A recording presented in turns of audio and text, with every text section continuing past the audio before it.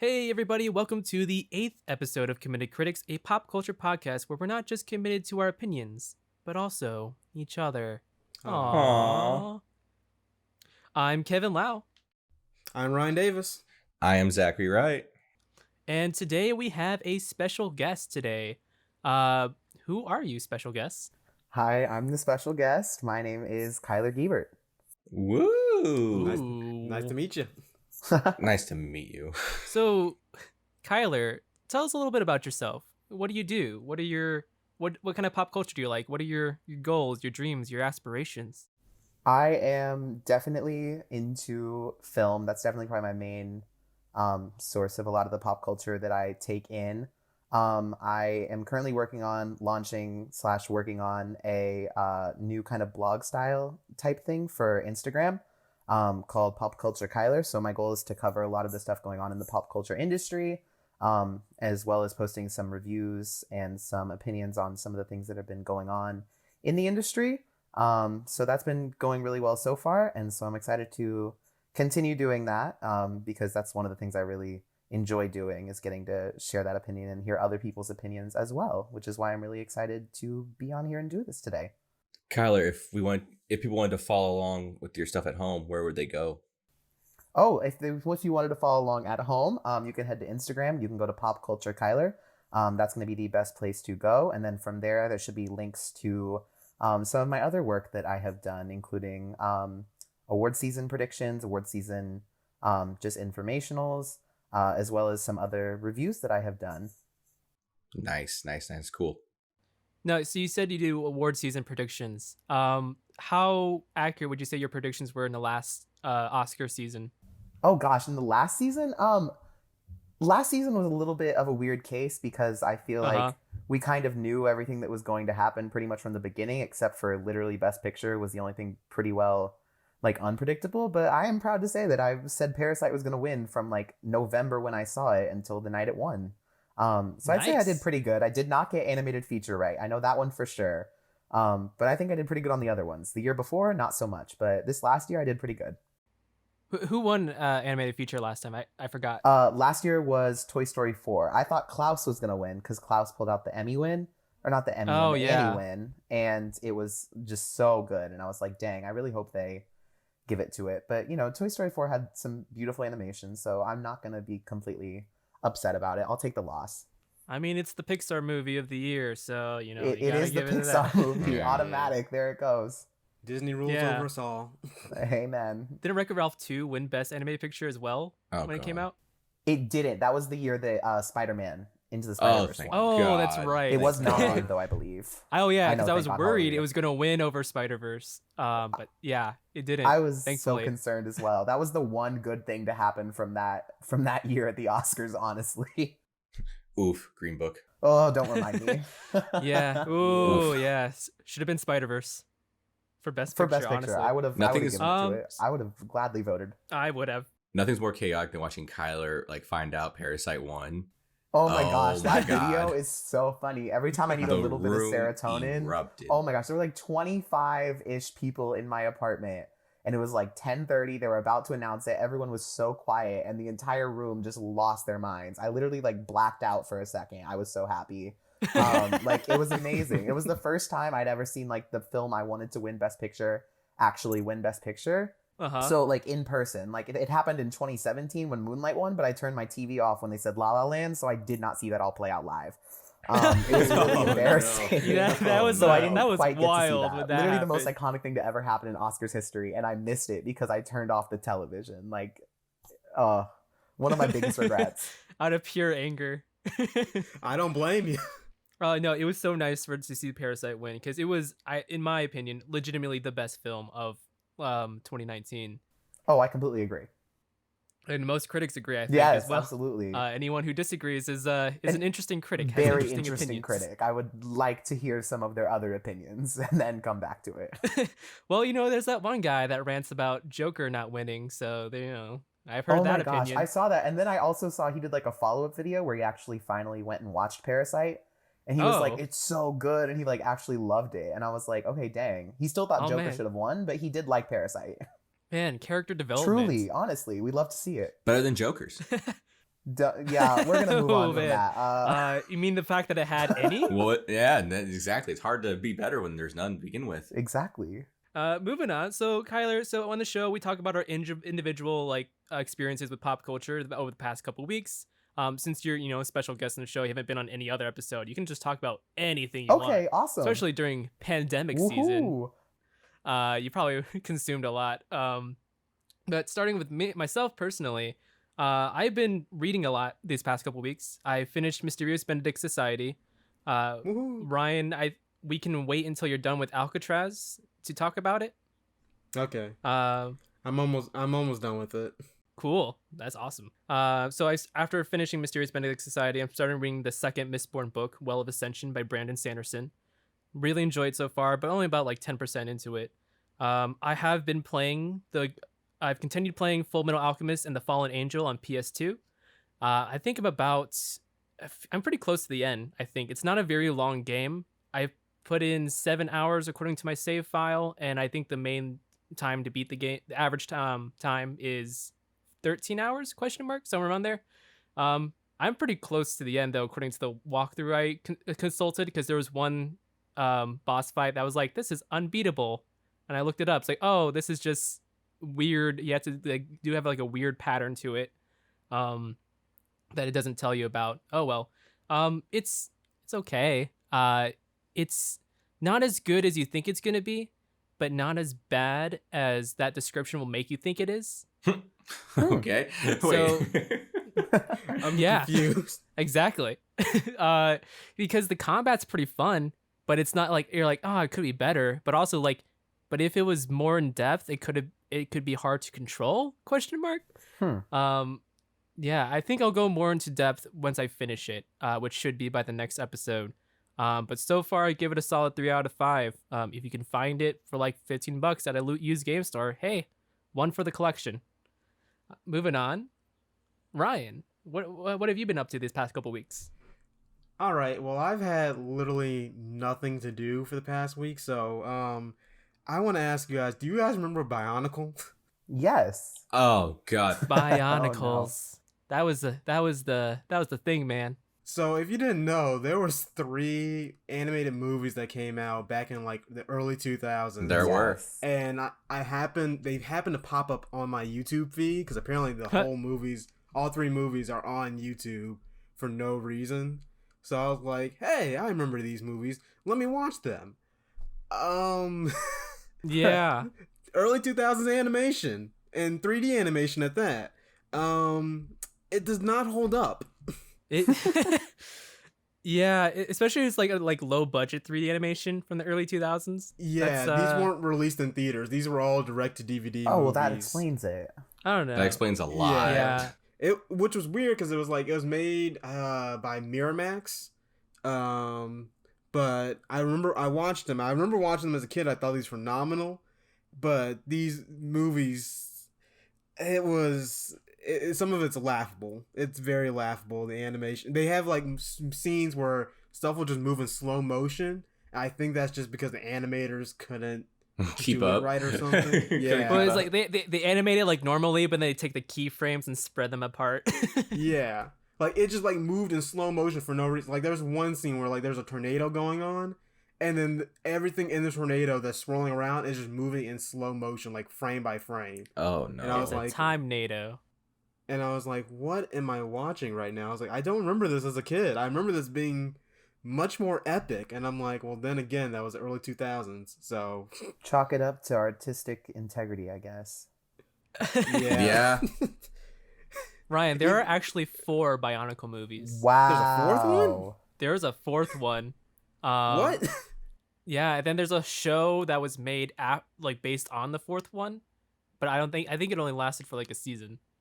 I did not know this. I only saw the first 3 because I had them on DVD when I was little until my brothers broke the DVDs. Oh, that's Ouch. sibling life. Yep. But I've only seen the first, 3rd, and part of the 4th one, because the 4th one came out like many years later, like early 2010s. I Oh. don't know exactly. I have it right That's when here. I didn't see it. I have it right here. Mask of Yeah. Light was the first one. Yep. Mask of Light, yep. And then followed by 2 prequel films, Bionicle 2 which is in 2004. Bionicle 3. Bionicle 2 was a prequel? It says Yeah, Mask of they're Light was prequels. followed by 2 prequel films, according to Wikipedia. Weird. Yeah, it's weird Uh-huh. because 1 is like the ending, and then 2 is like the beginning, and 3 takes place in between 2 and 1. Yeah. So They just pulled a Legend of Zelda. yeah, it's a weird series. And then a like, standalone sequel, Bionicle: The Legend Reborn. And 2009. I remember those Lego commercials. Bionicle: The Legend Reborn. Yes. Oh my gosh, that's iconic. yeah. After watching them, I can say the second one was probably the best one, and the first one was the worst. Interesting. Really? And three is just okay. I mean, like the second one, at least the story made sense. The third one was just supposed to be dark for dark purposes, but it's like the Yeah. story was very rushed. And the first one was so childish and so bad that I was like, this is actually ridiculous. It ends with a soccer tournament. Lacrosse. It ends with a lacrosse tournament at the very end. What's wrong with lacrosse? Nothing, but the fact that the main villain got beaten by man, having a lacrosse ball thrown into his chest. That's fair, and they're Bionicles, so it's like, why lacrosse? Yeah, like he just they threw a lacrosse ball at his chest. He exploded. End of story. And that's the Bionicle movie. Ryan, it was set up earlier in the movie. I mean, yeah, but I'm going to be honest with you Anyway. guys. I'm not committed enough to watch these I will not be movies. watching the Bionicle films. I'm really No. sorry, guys. Okay. I don't. I watched them because they were a child. Because I watched them as a child, and I realized how bad they are. But Cool. Glad we're on the same you page. know, That's a fun revisit, though. yeah. My siblings watched it like a few years ago. I've only like kind of like caught, so I don't. My memory of it is kind of hazy, but I remember the first one, Mask of Light, is just a very simple story, but it's very childlike. It's not as cool as it thinks it is. I didn't see the second one, but the third one I'd also remember is like you said, it's dark for the purpose of being dark, but also it makes no sense at all. Yep. So there we have it, folks. Bionicle. Amazing. What a series. God. Well, the fourth movie apparently. You gotta watch the fourth before the next episode. Yeah, and a TV show. Oh wait, and then there's also Hero Factory, which is like sort of like Bionicles. Oh, yeah. I think I've heard of that. I don't know about that one. It was like a thing after. I don't know quite what it is, but I do know what Kevin's talking about, yes. Yeah, I don't think it's directly related to Bionicles, but it was like the same style of Bionicles. It was kind of like a reboot to try and like get the Bionicle brand like under a new name, I think. Oh, I see it. And just Okay. like most reboots, it failed. Yep. Miserably. So Zach, what have you been up to these past couple weeks? I'm gonna be honest. I cannot remember the last 2 weeks. Fair enough. I woke up an hour ago. I'm trying to think of what I did, any kind of media I consumed. Last night, Jordan and I watched John Mulaney's stand-up thing on Netflix, The Comeback Kid. Woohoo! That was really good. The Comeback Kid is my favorite. Highly recommend it. Zach, you finished Young Justice. Oh yes, Ryan. I Yes. finished the Young Justice cartoon. That was really good. Or caught up to it rather, season 3. So that was really good. I highly recommend watching that. I still need to start season 3. Kyler, you will Kyler, like you're it. missing out. You will like it. I'm so excited. I still need to go beyond season 1. Oof. Season 2 is amazing. Season 2 is pretty Like good. season 2 is where I really fell in love with it. Yeah, I You're agree. gonna love season 3. I Yes, will. that's be how I am, soon. Kyler. I like season 2 better than season 1. Yes, same. Okay. Because there's a weird time skip when I started season 2. There's a weird time skip. I'm like, this is kind of weird. Yeah. But I was trying to get into it, and then it got taken off Netflix. So I was like, oh. Then I got DC Universe and kind of just never got around to it. Young Justice is a good, like, from my opinion, is a good, like, entry level. If you want to get into, like, comic books or want to try to understand how comic books operate, like, it's a good entry point. Like, it's a good jumping off point because, like, Yes. you're introduced to, like, a lot of characters really quick. Like, there were times I was asking Ryan, like, who's this guy? I asked him who Arrowhead is a good 7 times. And yeah. And I'm like, who's the Pink Hood? And he's like, that's Arrowhead. I'm like, oh, that's right. My bad. But yeah, so I mean, if you want to get into it, really research who these people are or who these characters are, like you could find really fantastic comic books, like from just like looking at all these characters. Interesting. Yeah, I liked it a lot. I think it's on HBO Max now too. So sign up for HBO Max. It's DC Watch Young Universe right Justice. now, and then it's gonna switch over to HBO Max. Yeah. I think it's on. Oh, you're right.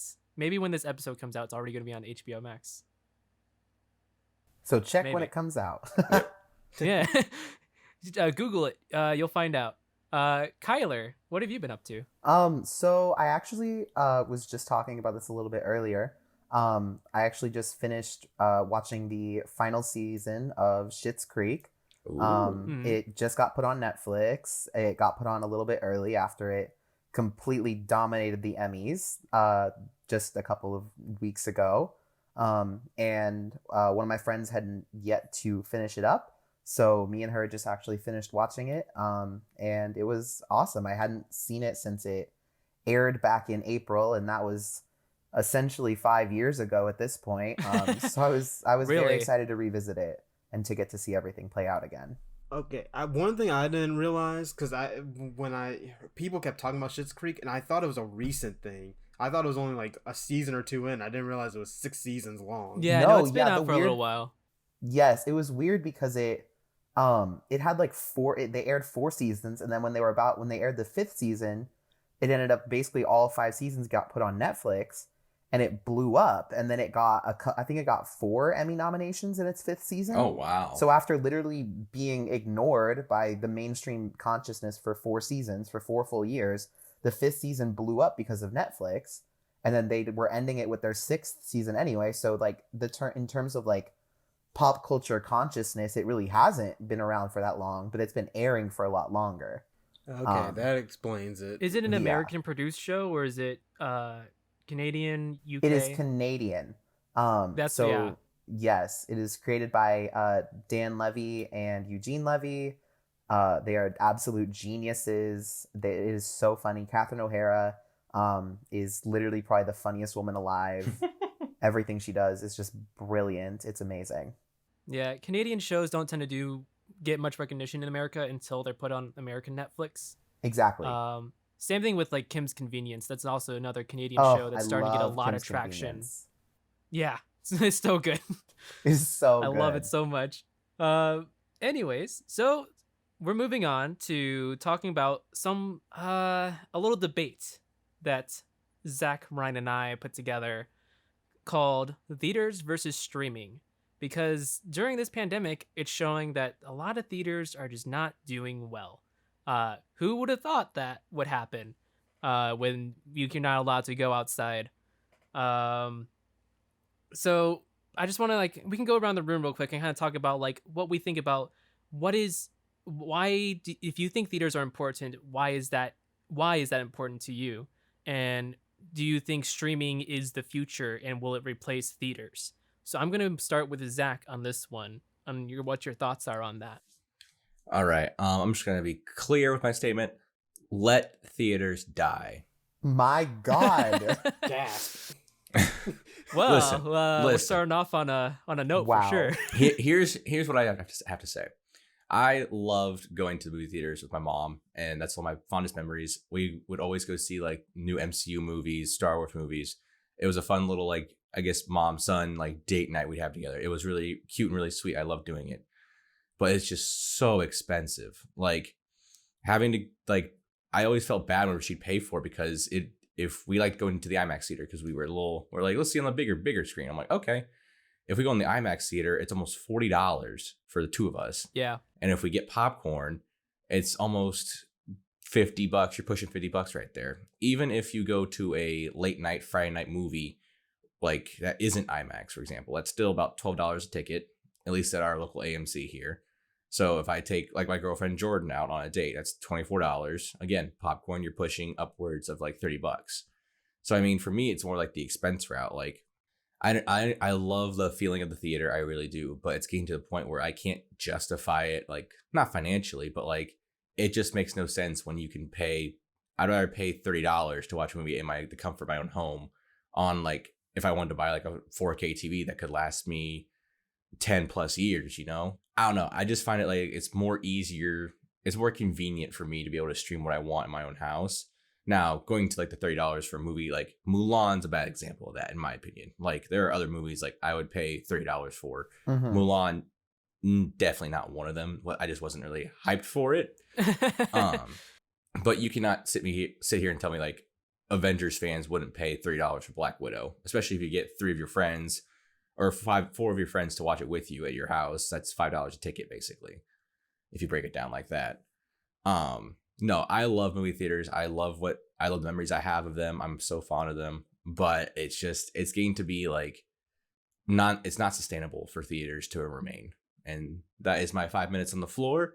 I would like to pass it off to Ryan or Kyler, who would like to go first. I'll let Kyler because I know he's the cinephile here. Oh, cool. Great. I'll go. Okay. So I virtually disagree with everything Zach just said. I knew that was going to happen. That's fine. I passed it off to Kyler. I think we're just I think right now, I think a lot of the points you made, Zach, are incredibly valid. And I agree with the point that it is expensive right now. Even pre-pandemic, it was expensive to go to the movies. Yeah. Like it, especially if you, I mean, for you were taking Jordan out on dates. So of course you're paying for both tickets. So it's automatically more expensive for things. It's the way that whole industry is set up. And it's just always been kind of a mess and trying to figure that out. And that's one thing people have been saying for like years now about theaters is they're going to die out because people don't have the income to go and like afford to do that and afford to go all the time to keep it more consistent. Right. Yeah.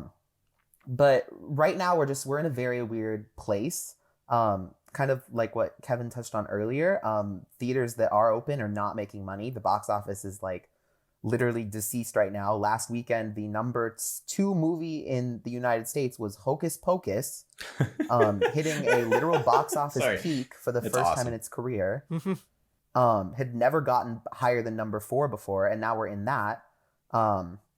We're just not in a place right now where those kind of things can exist. Right. I'd like to think we can find a happy medium between where I kind of stand and where you kind of stand, Zach. I think that there's a way that we can keep the theater experience alive and allow people who want to go out to the theater to see things in the theater, who like that experience. People like me who literally go like, I was going when I had my AMC A-list, which I currently still do have. But when I was going in its prime, when like all the blockbusters and stuff were coming out, I was using that. I was going a ton and like just making it work. Cause like, that's what I do. Like I say this all the time to people, but like going to the theaters to see a movie is like my version of therapy. Cause I'm just sitting for like 2 hours in a cold room, not talking to anyone, and I'm just enjoying something. And so that's like my experience with it. And I love doing that. And I find myself when I'm at home watching something, it's just not the same experience for me. Yeah. But I think right now we're in an interesting window where we have seen these like PVOD successes like Trolls World Tour. I wouldn't say Mulan is a success from that story, but we've seen a lot of those happening where people are willing to put down the money to do this. If you want to believe Universal's numbers on Trolls World Tour, it made $100 million on at-home sales in its first like just couple weeks. That is a huge market. That is insane. Right. Like the first Trolls movie, I think, only opened with like 40 million in theaters. So the fact that in this first couple weeks it's already got 100 million, like that's crazy. It's wild. It's literally. Yeah, I think there's a lot of factors with that one though, because it was right when quarantine was mandated, and then also people were looking for a way to like pacify their kids. Of course, essentially. It is a family movie. So that was the first movie that's like majorly marketed. Like, hey, you can get it on digital right now. It's a new movie for your kids. And then boom, everyone went for it. So I think that one's going to be the anomaly of video on demand. I would agree with you. I think that's going to be a case that is going to be looked at. I don't necessarily know about replicated, but one thing that I think we can find that middle ground on, Zach, is we're able to keep theaters open, but they're gonna shorten that window between when you can see it in theaters and when you can see it at home. I agree. So the people who really do want to go see it in the theaters are going to go see it in the theaters, and people who want to see it at home are going to see it at home. And I think for right now, in the course of the next like year or so, like I think that's a good plan, because theaters might have to close down again if things get worse, possibly.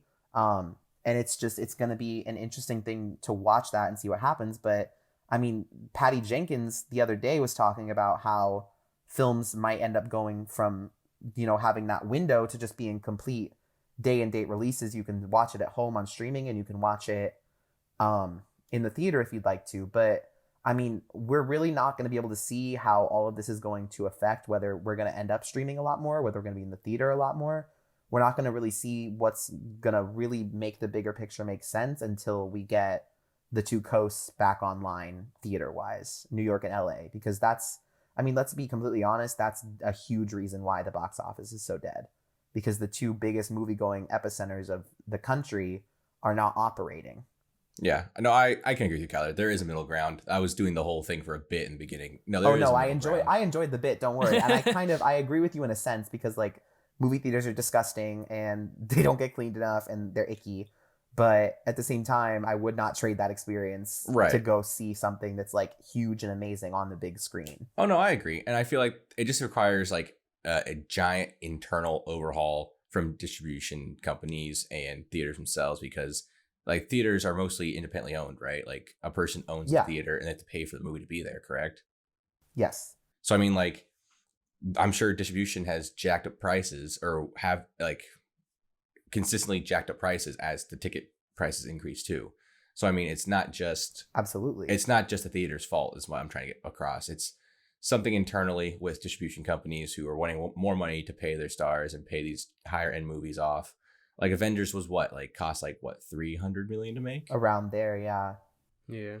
Endgame was like, yeah. I think Infinity War as well was like 360 million, I think. It was something crazy like that. I do think like I wonder if you'll see like premium ticket prices like, oh, Avengers movie will cost more than an indie film ticket. Like that'd be an interesting way of like not curbing this problem, but like seeing like how it would pan out, Right. in my opinion. I don't know. That would be very problematic from my perspective, at least. Yeah. It's just like I'm trying to think of different ideas and solutions to like try and like figure out to have both, to have our cake and eat it too, basically. Yeah, of course. I mean, Right. yeah, I was just gonna say, I think that there's obviously, if we look at last year, speaking of Endgame, like that proves 100% people are still willing to go to the theaters and do this. And that was right before all this happened. So like, I'm sure there will be easily an audience after. It'll definitely diminish with everything. But I think theaters are going to have to start once things are okay, where like it's widespread, people can go to the movies again and feel safe going. Theaters are going to have to do, and distributors, like Zach was saying, are going to have to do a lot of work to get people back in those seats. Right. Yeah. Right. And I don't have much of a solution, honestly. AMC is trying to do, they have, when you sign up for an A-list right now, it's literally just $5 for the first month. So that's how they're trying to get people in right now. But even right now, there's not a ton of theaters open places. Like, and the show times are so limited. Like, everything is just so small. It's like, you could have saved this for later on down the line when everything's actually opened back up and people are really going to want to go and use their time and use their money to go. And so, just so we're clear for the listeners, AMC A-List, that is the membership that you get to watch movies 3 times a week, correct? Yes, 3 times a week. Yeah, so you said the first month is $5, and after that, I think it's $30 a month, correct? I believe it depends where you are. I believe mostly overall the price is around, I think, like $20 a month. Oh, wow. Me being in Florida right now, my price is like $24 a month. And then if you want the option of people who like travel wanted to get it when traveling is allowed again, of course, I think it's like 26 or 27 a month, and that's good for like literally anywhere ever. But because I'm in a state with a higher population of people who go to the movies, it's a little bit more expensive here for it, but it's still not bad. And then, yeah, do you remember Movie Pass, Kyler? Did you ever get that when it was $10 Oh my a gosh, month? I was on day one. I was on the Movie Pass train. Oh, my yeah. gosh, what an iconic service, honestly. Dude, but rip Movie Pass. But moving on, Ryan, what are your thoughts on theaters versus streaming? Like, do you want to save the theaters? Do you want them to rot? What are your thoughts? I have a weird perspective. I guess not the middle ground, but also You're kind the of anti-middle ground. Like if that's yes, just a like thing. okay. So my whole thing is I do enjoy going to the theater. I usually use it to go a lot with my friends and everything, go see whatever big movies coming out. But usually I'm more inclined to go see, I guess you would call it more blockbusters. So, yeah, the Marvel movies, yeah, Star Wars, but also like things like Tenet or I guess what would you other classification, like Interstellars, things like movies that yeah, the big budget stuff. yeah, like movies that get are highly anticipated, but I don't go see any of the movies. Here's a fun thing: I rarely ever go see a movie that makes it into the Best Picture nominations.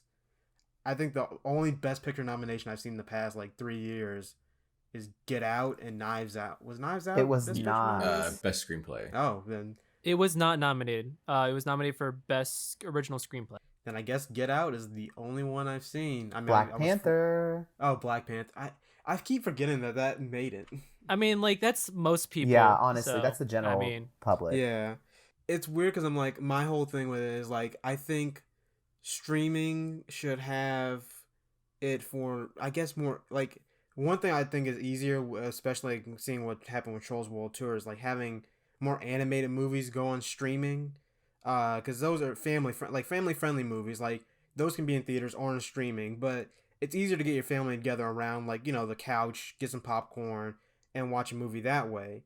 But I feel like a lot of movies, like big blockbusters, should go back to theaters, because one thing I did is like, I rewatched Avengers Endgame recently, and I was like, rewatching it on Disney Plus versus watching it in theaters. If I were to watch Endgame for the first time on like my regular screen TV or even a 4K TV, I just would not feel like this was the epic thing that I've been waiting years for. Yeah. So I'm like, I feel like some bigger movies have to be in theaters, because that's what they're made to be. Like that's what they're made for.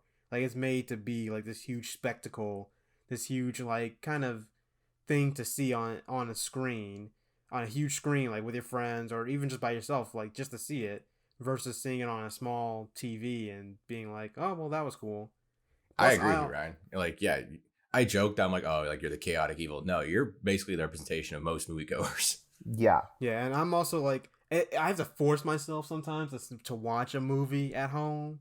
Like, me, I'm like, okay, I need to sit down, take 2 hours out of my time to watch this movie. But I'm like, if I'm going to the theater, I'm like, at least I'm taking those 2 hours to go somewhere, sit in a big screen with friends or with just like, general snack food. So I'm like, and plus I don't ever buy popcorn at the theater, because why spend an arm and a leg for popcorn? I mean, yeah, no, I agree with you, Ryan. Like, I remember like whenever I was in high school, like I'd go to the movie theaters with my friends, see like Marvel movies, for example, also. But like one time we watched like Guardians of my house, and we all lost our attention. Like our attention spans went out the window because we were at my house and like had nothing. Like we were bored watching Guardians for like the third time. So I mean, yeah, no, I agree. Like I feel like you represent most moviegoers. I think people who agree that blockbusters will, I think people who agree with you will be the ones that save movie theaters in the end. Yeah, I think I can't, like, even watching movies like Logan, like that you said, Zach, losing attention span. Logan's a phenomenal movie. Lost attention span within like 20 minutes. Yeah. Yeah, it's so my thoughts on it was like it's kind of like a mix of all of you guys, where I see going to the theater to watch a movie as an extension of the viewing experience. You have the general viewing experience, which is like you can just watch it at home on your TV now. That's the most basic level of watching a movie now. Some may say you can just watch it on your phone now. That's the basic experience, which is kind of what I've been doing lately. But I will go into more detail on that. But like you said, Zach, it's expensive to go to the movies. Yeah. Even if you just go by yourself, I mean, when I went by myself to movies, I try to go in the daytime, when the tickets are like $7. Right. I don't get popcorn. Right. So in the way it works, whereas I'm trying to think what I was about to say. Yes. So the way it works, whereas the movie theaters get their money to pay for all their employees and everything through the popcorn sales. But since less and less people are buying the popcorn, they have to raise the price more so that we can still make the ends meet. And that, they're shooting themselves in the foot, essentially. But what other choice do they have? And also because the ticket prices are also going up, and that's most of those ticket prices, they go towards back into the studios. I think only 1% of ticket sales goes into the theater. And I think, or maybe that's like the maximum profit they make after a while. Because I know it starts off really small when the first opening weekend, but then that margin gets a little bit bigger as the movie makes less money. So it's a weird predicament that theater owners are in. So, but yeah, and like Ryan said, there are some movies that are just meant to be seen in the theater. They are these big spectacles, and I think my theory is it has to do with the audio. Yes. the whole like you have these high definition speakers and like really intense sound mixing meant for the theater experience. When you watch it on TV on your like your TV speakers, it doesn't sound the same. And from my film school experience, it's like, you know, if a movie like a short film can look as good as it can, as good as it wants, but if it doesn't sound good, people are gonna lose attention to it. Yes. They has like the sound is more important than the visuals essentially when it comes to crafting your own short film. Um, so I think that plays part of an issue of why we would lose attention, have a short attention span when it comes to being at home, watching movies at home. But also you're at home, you're relaxed. Like, you know, you're not. This is not the one thing you have to focus on. Um, I I'm totally fine with watching movies on my TV. I'm fine with watching movies on my phone. I don't. I have really bad internet at my home, so my phone data is basically the best internet speed I have. So I've a lot of movies I've been watching lately have just been on my phone. When I have watched, I collect a lot of physical media, so I have like a ton of DVDs. But I don't have my own personal high definition TV. I have a 720 pixel flat screen TV, and I watched my DVDs on my PS2. So that's, you know, a lot of quality issues right there. But I still watch them. Because I just enjoy movies. I think there is a healthy medium to be found between theaters and streaming.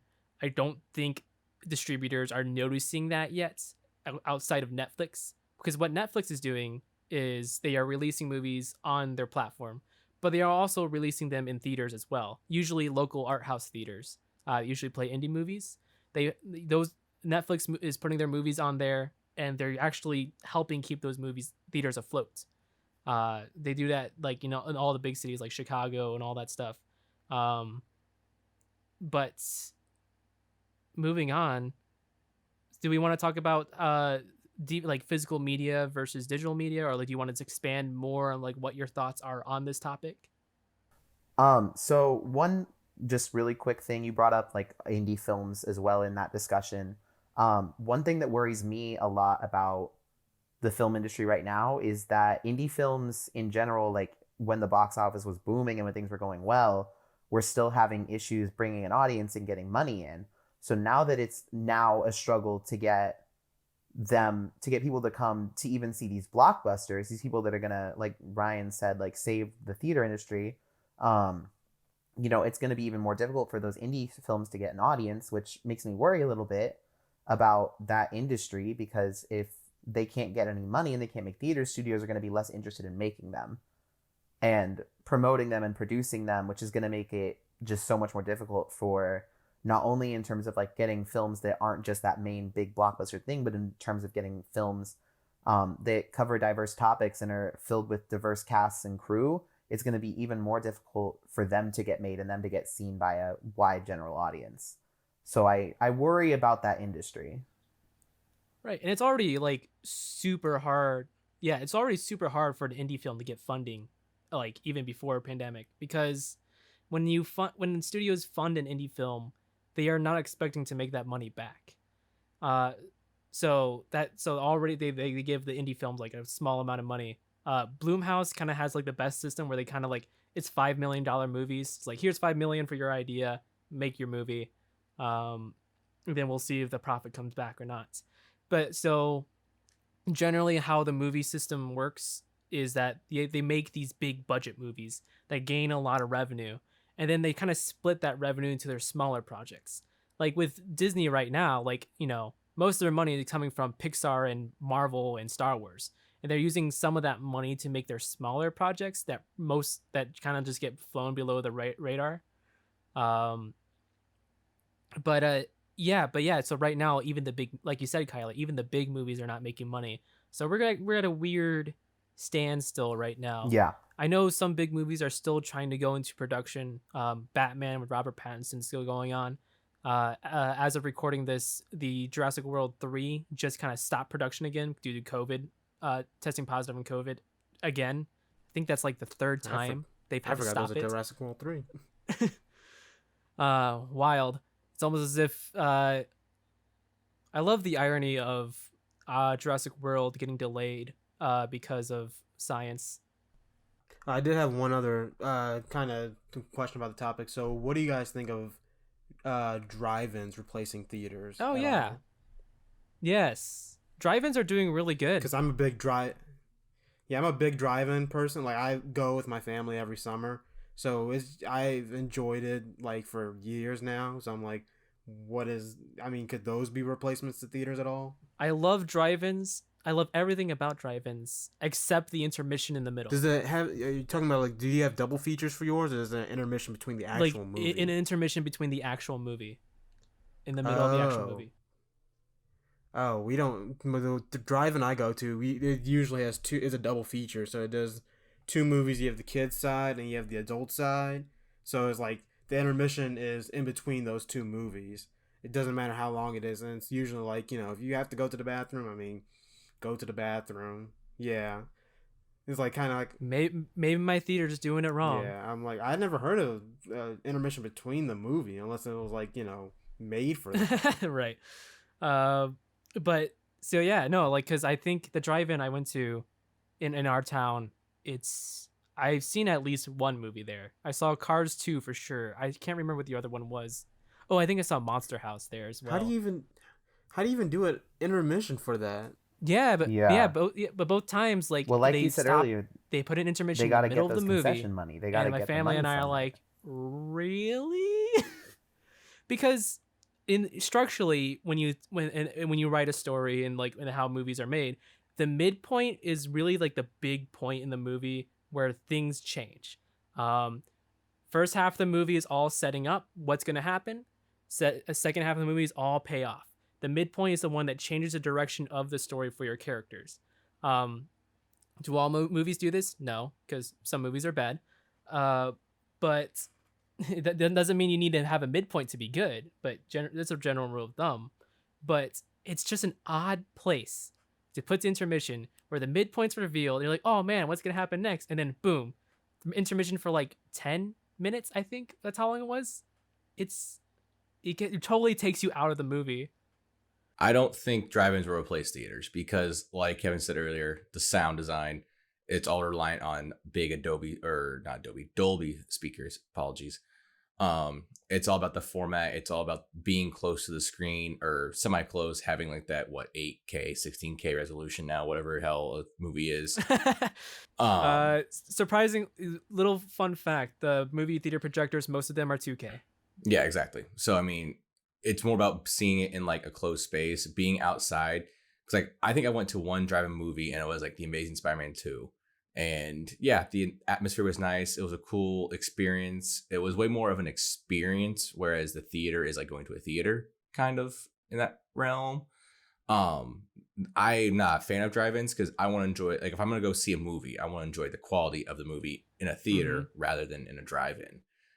Same at home. Like if I want to watch a movie, I want to enjoy the quality of it. Whereas if I'm getting it projected onto a faded white backdrop where I can barely see the projection going on, I just don't think that's even less sustainable than a theater would be, in my opinion. I will also say, you saw Amazing Spider-Man 2, which is half dubstep. Right, yeah. Oh yeah, no, Amazing I'm Spider-Man like- 2. That's an IMAX. I'm like, what's I'm Electro like, doing up the there? The sound on that, you have to have a theater. Right, yeah. Yeah. And I'm like, did Gwen Stacy just die? Oh, she did. Oh, she's hanging. Oh, no. He said, "I can barely see. Someone's lights are on in the front row." Yeah, I exactly. will say I've had families bring entire like theater size speakers, like you would see them at a concert. I've seen them drive up with those, and that's the best thing to have those, because like usually my family will listen to like our little portable radio, but like when you sit next to that one family that has the speakers, everyone just uses that one speaker. Those people are community leaders. Yes, honestly, community leaders. You're completely correct. I have been a couple times this year actually, to a drive-in. One thing I found really interesting, just watching them is like the experience. Everyone that's there, it's pretty much packed every day. Like they've got people there, so they've got an audience. So it is moving. And one interesting thing that I agree with Zach overall. I don't think they're gonna replace movie theaters in any type of way. But I think for right now, it's a very good resource because you see in a lot of the big cities, a lot of the bigger corporations are putting on stuff. Disney Plus is having events. But also you're seeing something interesting is people are doing like these virtual concert drive-in events. Like Garth Brooks, literally probably one of the biggest recording artists in the world, just did that. So it's a huge thing with that. They're doing a lot of drag shows with RuPaul's Drag Race contestants in drive-ins. So I don't think it's going to replace anything, but I think for right now, it's a very interesting time. And I think that drive-ins are a very interesting modification for how people are enjoying media right now. Yeah, so I mean, like, I think it's just also a generational thing where, like, we're having such a huge shift in technology in the past 120 years or so. It's just like it's just hard to keep up with everything that's going on. Even just, Zach and I were talking about cameras before. Like, now they just released a 16K camera. Is that what they released recently? Jeez. Yeah. 12K. Wow. Yeah, and like and as far as market statistics go, most people have not moved to 4K yet. A lot of people have settled with 1080p, and that's still like a small market compared to the people who still watch DVDs instead of Blu-rays. Yeah. So we're moving really fast in one direction before really figuring out what exactly we're building off of. Like the foundation isn't there yet to really build something more on top of it. So like theaters, like every year you see an article, theaters are going to close this year, theaters are failing, and then one movie comes in and then like kind of like wins the box office and just totally like satisfies Yes. theaters for another year. I think what this means is that blockbusters, bigger studios, need to make better movies. Yeah. Yeah. Basically, yeah. Yeah, you're right. Surprise, surprise! It's the good movies that make a ton of money, that save the theaters. But making movies is always a gamble. There's William Goldman, who wrote Princess Bride and The President's Men and Butch Cassidy, a Sundance Kid. In his book, The Adventures of the Screen Trade, he makes a very good point, and I agree with him fully on this one, that everyone in the industry nobody truly knows anything. And it just applies to everything, to be honest. Like, no one's going to be able to accurately predict the future. You can have something that will most likely work. You think, like, you look at it on paper, like, this is going to work. You make the movie and it's a great movie. Like, oh, this is going to be great. And then, like, you release it, makes zero money. Scott Pilgrim versus the World is a good example of that. Yes, very good. Where example. it just totally bombed at the box office. Made no money back. And then, like, years later, now we're the 10th anniversary, it's one of, like, the most watched films in America. One of the most It became a talked cult about. classic, yeah. Yeah. It's making movies is always a gamble. Working in a movie theater, like owning a movie theater and running it, is a gamble in itself. Everything, the whole entire entertainment industry is a gamble. It's just, you just kind of, it's all about up to the audience. We're just like, I'd say educate yourself more of what's coming out. Watch trailers as they come out. See what interests you.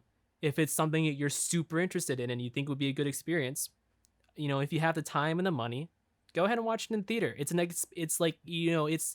So once you're watching a movie in a theater, like a specific movie in a theater, once in a lifetime experience, because you never know if it's going to come back to the theaters or not. It's an extension of watching a movie, and that only happens once. Absolutely.